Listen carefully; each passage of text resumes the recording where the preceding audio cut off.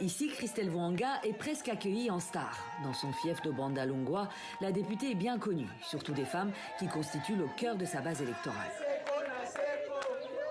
Aujourd'hui, elle vient les sensibiliser au sujet de la nouvelle loi électorale qui sera bientôt débattue au Parlement. Une bataille essentielle pour les femmes. Je reçois des sollicitations pour aider les femmes du Kisangani, du Bas-Congo, du Maniema, de Lubumbashi.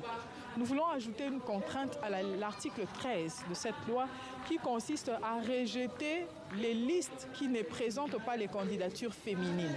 Et lorsque les partis politiques seront butés à présenter des femmes candidates, en ce moment-là, on aura besoin non seulement des femmes éligibles, mais des femmes électrices. Et ces femmes, aujourd'hui, elles représentent cette partie-là de la société. Direction l'Assemblée nationale où la députée préside la commission genre, famille et enfants. Mais elle est l'une des rares femmes à y siéger. 90% des députés congolais sont des hommes. Alors pour promouvoir la place des femmes dans les institutions, Christelle Vohanga a initié une journée portes ouvertes appelée le Parlement rose. Pour ouvrir le porte de l'Assemblée nationale aux femmes, pour qu'elles sachent que les 10% que nous avons maintenant, c'est insuffisant. En venant ici, parce que les femmes des partis politiques viennent aussi, nous voulons qu'elles comprennent que les parlements, ce n'est pas seulement pour une catégorie des personnes.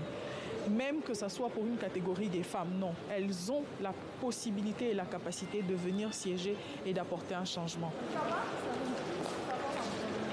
Invitées au Parlement rose cette année, des écolières et des étudiantes, mais aussi des maraîchères et des femmes du secteur informel. À la tribune, une succession de témoignages, comme celui de Philomène Oumatoku, première femme à diriger l'Assemblée sous le président Laurent-Désiré Kabila. Ou encore Nénette Mukembe, colonel de l'armée de terre. Une façon de démystifier les fonctions ou les secteurs traditionnellement occupés par les hommes. Enfin, le fait que j'ai entendu ces trois femmes parler, ça m'a donné des ailes, parce que la section que moi j'ai décidé d'entreprendre a souvent été critiquée en disant que c'est un travail des hommes.